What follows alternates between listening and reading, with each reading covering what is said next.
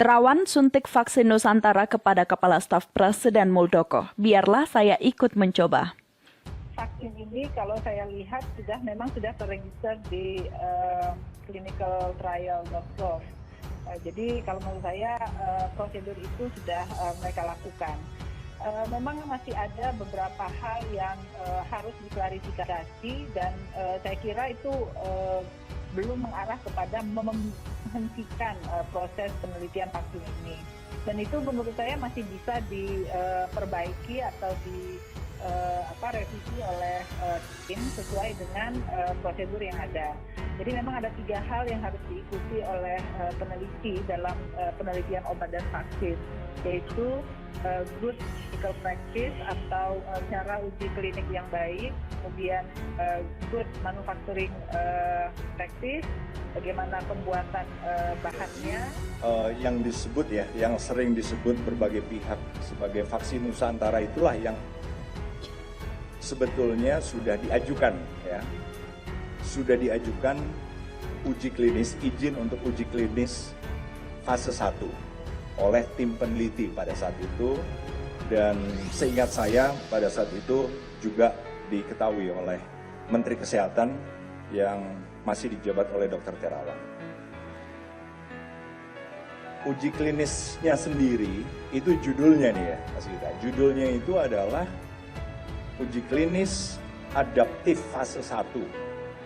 Harus diperhatikan nanti dari sisi logistiknya, karena bahannya otomatis nantinya harus didatangkan dari luar negeri. Itu yang pertama. Dari sisi biaya, karena bisa saja biayanya bisa menjadi lebih tinggi, karena ada bahan-bahan tambahan yang harus diberikan. Dan yang ketiga dari sisi kepraktisan dalam aplikasinya. Gitu. Karena saat ini saja orang disuntik sudah kadang-kadang sudah teriak-teriak gitu loh. Apalagi ini harus diambil darah sebanyak 50%. Jadi dari sisi kepraktisan ini sangat tidak praktis dibandingkan dengan penyuntikan standar yang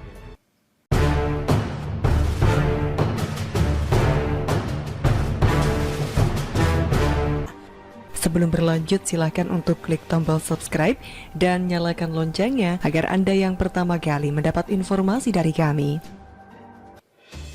Terawan suntik vaksin Nusantara kepada Kepala Staf Presiden Muldoko. Biarlah saya ikut mencoba.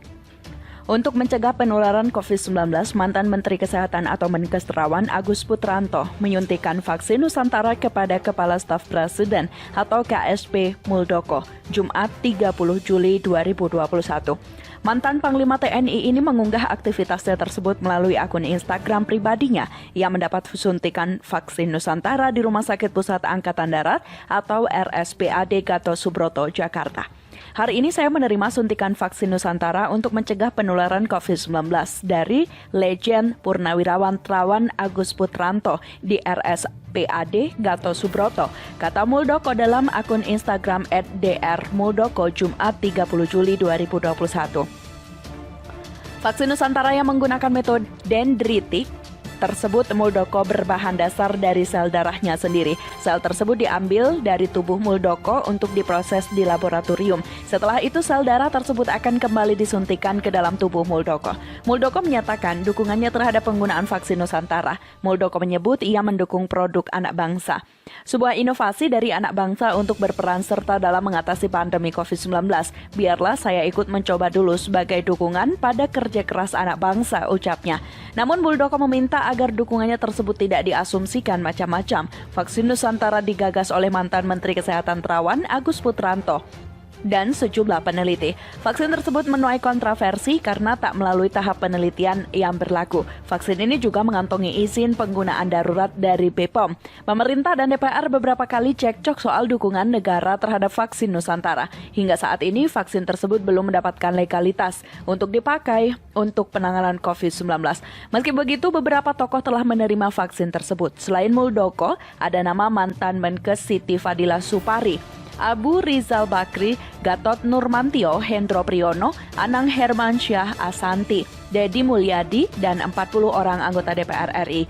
Mantan Menteri Kesehatan Terawan Agus Putranto dengan bangga memamerkan vaksin COVID-19 temuannya dalam rapat di DPR. Terawan mengeklaim vaksin yang dia namai vaksin Nusantara itu dapat jadi solusi bagi pengidap komorbid berat serta yang memiliki autoimun. Terawan menjelaskan vaksin Nusantara berbasis sel dendritik, autolog atau komponen dari sel darah putih yang kemudian dipaparkan dengan antigen dari SARS-CoV-2. Karena itu, menurut Terawan, vaksin Nusantara akan memiliki kegunaan individual terhadap sasaran vaksinasi. Saya waktu selalu Menkes berperan serta di dalam kegiatan anak bangsa yang ingin mengembangkan vaksin berbasis dendritik sel yang tentunya sifatnya autologus, individual dan tentunya sangat-sangat aman, kata Terawan dalam agenda rapat kerja bersama Komisi 9 di Kompleks Parlemen Senayan, Jakarta, Rabu 10 Maret. Pengembangan dan uji klinis vaksin yang merupakan kerjasama antara PT Rama Emerald Multi Sukses atau Rama Pharma bersama Ayurveda Biomedical asal Amerika Serikat Universitas Diponegoro dan RSUP Dr. Karyadi Semarang.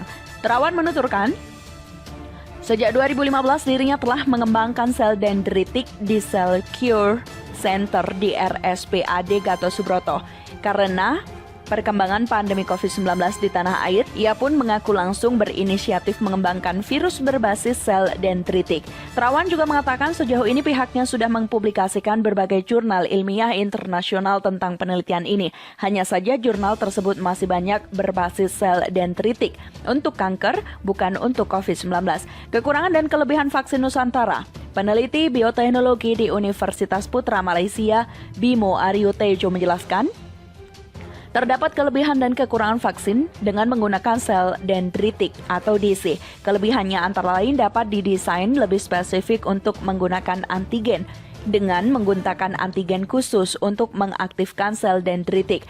Kemudian dapat mengaktifkan sel T dan diduga kekebalannya bertahan lebih lama dibanding vaksin inactivated konvensional. Sementara kekurangannya yakni prosesnya panjang dan memerlukan fasilitas khusus sehingga kurang sesuai untuk program vaksinasi massal.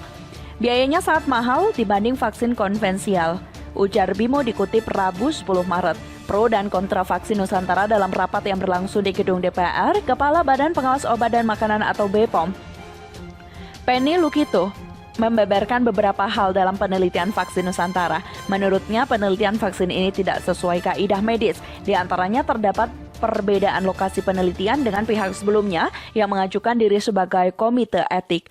Pemenuhan kaidah good clinical practice yang juga tidak dilaksanakan dalam penelitian ini. Komite etik dari RSPAD Gatot Subroto, tapi pelaksanaan penelitian ada di RS Dr. Karyadi, kata Penny dalam rapat kerja sama Komisi 9 DPR Rabu 10 Maret. Padahal kata dia setiap tim peneliti harus memiliki komite etik di tempat pelaksanaan penelitian yang bertanggung jawab dalam pelaksanaan dan keselamatan subjek penelitian. Berbeda dengan Penny, anggota DPT justru mendukung vaksin temuan Terawan ini bisa dikembangkan.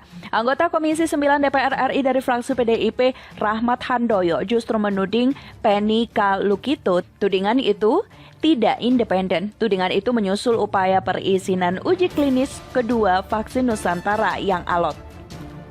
Rahmat menganggap vaksin Nusantara yang digagas Terawan Agus Putranto seolah dipersulit dalam prosesnya. Padahal hasil uji klinis fase 1 menunjukkan tidak ada efek samping serius yang terjadi terhadap para 30 relawan. BPOM tidak mungkin dipaksa, tidak boleh. Dan UU mengatakan BPOM amanat rakyat untuk mengawas obat. Hanya kalau dari diskusi begono begini dan temuan dari teman-teman kita saat rapat kerja di daerah Semarang, bahwa Ibu Kepala BPOM Penny Kalukito tidak independen. Cecar Rahmat dalam agenda rapat kerja Komisi 9 DPR Rabu 10 Maret.